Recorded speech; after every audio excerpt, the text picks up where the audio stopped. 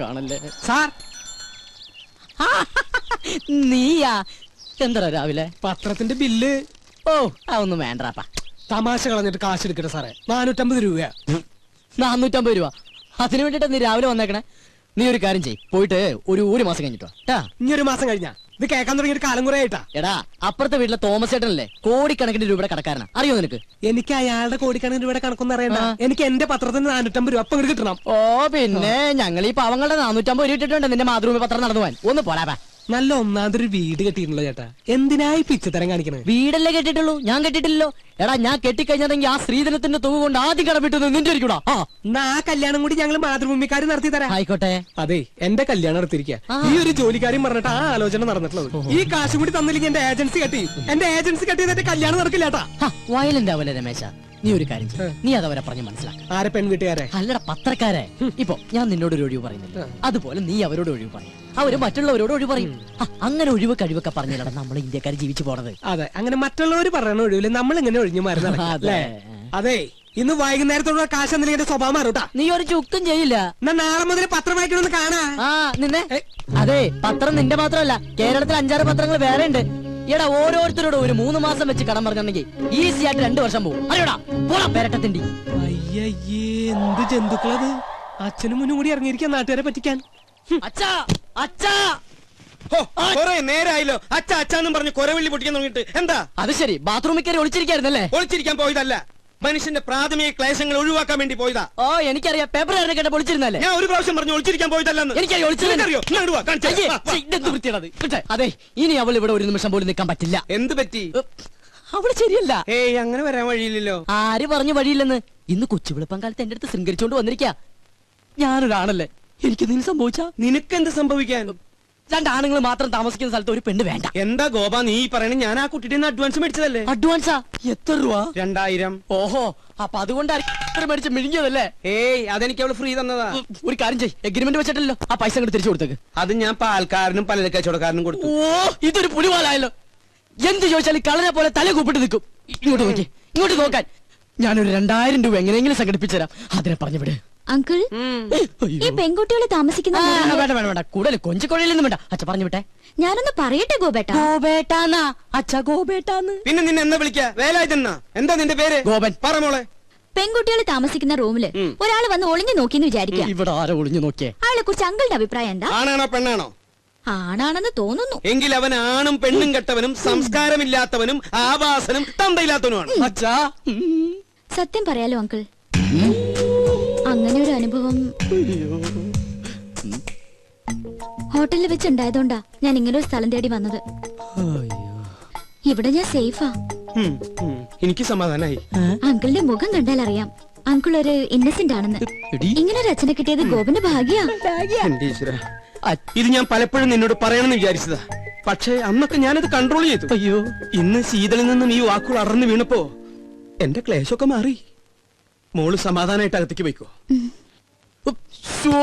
ഒടുക്കത്തൊരു ക്ലേശ. അച്ഛാ, അച്ഛാ, അച്ഛാ, ബഹുത്ത് അച്ഛാ. നിങ്ങളുടെ അമ്മയുടെ അച്ഛൻ. എടി മൂദേവി. ഓ ദൈവം, എന്റെ മാനം കപ്പലേറി. അതുകൊണ്ട് ഭൂമി കുലുക്കം ഉണ്ടായെന്ന് പറഞ്ഞാലും ഞാൻ എന്റെ സരോയത്തെ വിട്ട് എങ്ങും പോവില്ല. എനിക്ക് വിശ്വാസമില്ല. എന്നോട് ഇത്തിരിയെങ്കിലും ഇഷ്ടം ഉണ്ടായിരുന്നെങ്കിൽ ഒരു കത്തെങ്കിലും അയക്കില്ലായിരുന്നു. നീ എന്ത് മണ്ടത്തൊരു പറയണ? കത്തൊക്കെ എന്നാടി ഉണ്ടായത്? ഈ കത്ത് കണ്ടുപിടിക്കുന്നതിന് മുമ്പും മനുഷ്യർ പ്രേമിച്ചിരുന്നില്ലേ? You got me? ഇംഗ്ലീഷ് ഒക്കെ പഠിച്ചോ? Yes, I will do. എനിക്കത് പഠിക്കേണ്ടി വന്നു. 2 ice cream given. Gives give. Okay. ഒരു ഇന്റർവ്യൂവിന് ശേഷം നമ്മുടെ പ്രണയം വീണ്ടും തുടങ്ങിയല്ലേ? നിന്റെ പിണക്കൊക്കെ ഒരു ഐസ്ക്രീം പോലെ ആയാലും ഞാൻ ഇല്ലാതാവട്ടെ. എന്തോ 10 രൂപയെ? 10 എന്ന് വെച്ചാൽ 10 അർത്ഥം. എന്റെ അമ്മേ, അങ്ങനെ അർത്ഥം. ഒരു ഐസ്ക്രീം. ഗോപൻ, ഗോപൻ. സമാധാനമായിട്ടൊന്ന് പ്രേമിക്കാനും സമ്മതിക്കില്ല. നമ്മളെ കണ്ടോ?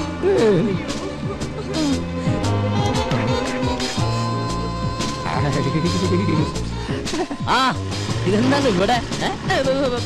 പച്ചക്കറി വാങ്ങാൻ. പച്ചക്കറി മേടിക്കാൻ ഇവിടെയാ? അല്ല, ഐസ്ക്രീം. ആ, വായിക്കോളാ. ഇതാരാ അച്ഛനാ? ആ, പക്ഷെ ഇയാളെ കണ്ട് നല്ല പരിചയമുണ്ടല്ലോ. എന്നെ കണ്ടുപരിചയമുണ്ടാവാൻ സാധ്യതയില്ല. എന്താ? താൻ ഇരിക്കുമ്പോ 20 മനുഷ്യനെ പരിചയപ്പെട്ടിട്ടുണ്ടോ? അതില്ല, പക്ഷെ ഞാൻ എവിടെയോ കണ്ടിരുന്നു. എന്താ ഇയാളുടെ പേര്? ഐസ്. ഐസാ? ഐസക്ക്. ഐസ്പോർട്ട് പറമ്പ് സ്നോസപ്പൻ മകൻ ഐസക്. ആ ഇയാള് വീട്ടിലേക്കല്ലേ കേറ്. വേണ്ട ഗോപ ആ കേറോ. ആ കേറ് കേറ്. ഏയ്, ഐസ്ക്രീം ഒക്കെ തന്നെ പീഡിപ്പിക്കുന്ന കാല. വേഗം കഴിക്കോ.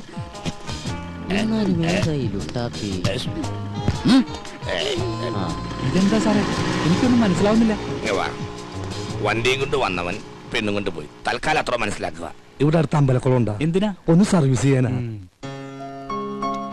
ഞാൻ വിളമ്പിത്തരാം അങ്കിൾ. ഓ മൈ ഗോഡ്, ഇന്നും കഞ്ഞിയാ? എന്നാ ഇവിടെ കഞ്ഞിയല്ലാത്ത? ഇവിടെ എന്നും കഞ്ഞിയല്ലേ? What A nonsense. എന്തെങ്കിലും ചിക്കനും മട്ടനും വെച്ചുകൂടാ? ചിക്കനും മട്ടനും ഇവിടെ ഫ്രിഡ്ജിൽ തൂങ്ങി ആ അത് മതി, അതെടുത്ത് വെച്ചാ മതിയായിരുന്നല്ലോ. മേടിച്ചു വെക്കണമെന്ന് ആഗ്രഹമുണ്ട്. അതിന് കൈ കാശ് അതെന്റെ അടുത്ത് പറഞ്ഞാ പോരെ, ഞാൻ മേടിച്ചു തരില്ലേ. നാട്ടിക്കല്ലേ. വാങ്ങിയാ മാത്രം പോരല്ലോ, അത് ഉണ്ടാക്കി തരാൻ ആരെങ്കിലും വേണ്ടേ? ഇവിടെ പെയിൻ കോസ്റ്റ് എന്നൊക്കെ പറഞ്ഞ് ഓരോന്നുണ്ടല്ലോ. അവരെന്താ അടുക്കള കയറി കൈ തഞ്ഞു പോവോ? എനിക്കിത് കഞ്ഞി വേണ്ട. എനിക്ക് എന്തായാലും കഞ്ഞി ഇഷ്ടാ അങ്കിൾ, നമുക്ക് കഴിക്കാം. അതങ്ങനെയാ, കഞ്ഞികൾക്ക് കഞ്ഞിയല്ലേ ചേരൂ. കുടിക്ക് കുടിക്ക്. സൊമാലിയെന്ന് കെട്ടിയെടുത്തതാ. അച്ഛാ എനിക്കിത് കഞ്ഞി വേണ്ടാന്ന്. വേണ്ടെങ്കി വേണ്ട, പോയി കിടന്നുറങ്ങണ. അച്ഛാ ഞാൻ പട്ടിണി കിടന്നുറങ്ങും. ഒരു ദിവസം പട്ടിണി കിടന്നുകൊണ്ട് ചാവൊന്നുമില്ല. എന്നെ നിർബന്ധിക്കേണ്ട, എനിക്ക് വേണ്ട വേണ്ട വേണ്ട. ആ വേണ്ട മോളെ, നമുക്ക് രണ്ടാൾക്കും കൂടി ഇത് പകുതി പകുതി ഉണ്ടാക്കണ്ട എന്റെ കഞ്ഞി ഇങ്ങനെ. ആ ഇങ്ങനെ വിട്ടാ ശരിയാവില്ല.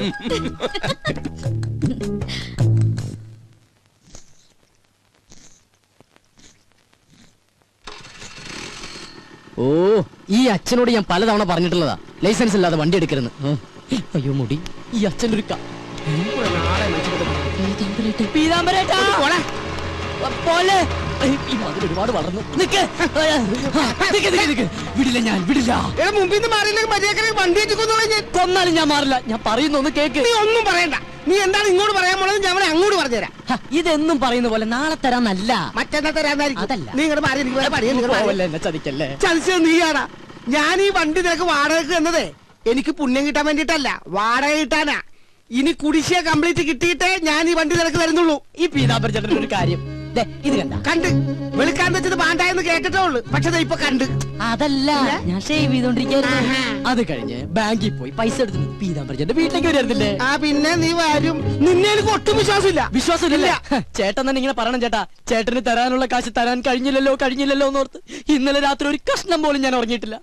അവസാനം തരാന്ന് വിചാരിച്ചപ്പോ എന്റെ വിശ്വാസമില്ലല്ലേ. അയ്യോ എന്റെ ഷേവിംഗ് ക്രീം വെറുതെ വേസ്റ്റായി. ചേട്ടാ ചേട്ടൻ ഒരു കാര്യം മനസ്സിലാക്കണം. ചേട്ടൻ വേണമെങ്കിൽ വണ്ടി കൊണ്ടുവെക്കോ, പക്ഷെ എന്നാലും തരാനുള്ള കാശി ഇന്ന് ഉച്ചയ്ക്ക് മുമ്പ് ഞാൻ വീട്ടിലെത്തിച്ചിരിക്കും. അതാണ് ചേട്ടാ ഗോപൻ. ബൈ. പുറകെ വിളിക്കണേ. യെസ് പീതാംബരേട്ടാ. നീ പറഞ്ഞ സത്യമാണോടാ? അല്ല നോണ. ചേട്ടൻ വേണമെങ്കിൽ വണ്ടി കൊണ്ടുവെക്കോ. എടാ എനിക്ക് വണ്ടി കൊണ്ടുപോകാൻ ആഗ്രഹം ഉണ്ടായിട്ടല്ല. ഇത് ഞാൻ നിന്റെ പുറകെ നടന്ന എന്റെ ഈ കാലിന് കൂടെ സ്വാധീനം ഇല്ലാണ്ടാവും. അതുകൊണ്ട് ഇന്ന് തന്നെ കാശ് കൊണ്ടുവന്ന് തരണം. വണ്ടി എടുത്തോണ്ട് പോയിക്കോ. Thank you. അതെ ഞാൻ ഡ്രോപ്പ് ചെയ്യണോ? വേണ്ട വേണ്ട. ഈ വടി ഉള്ളിടത്തോളം കാലം ഞാൻ നിന്നെക്കാളൊക്കെ നല്ല അസലായിട്ട് ഇങ്ങനെ ഡീസന്റ് ആയിട്ട് നടന്നു പോകും. കണ്ട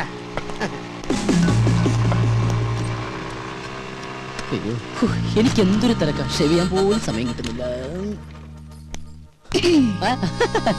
എനിക്കൊരു 2 ലക്ഷം രൂപ തരാനുള്ള ആളാ, അല്ലാതെ ഞാൻ കടം മേടിച്ച ആളൊന്നുമല്ല.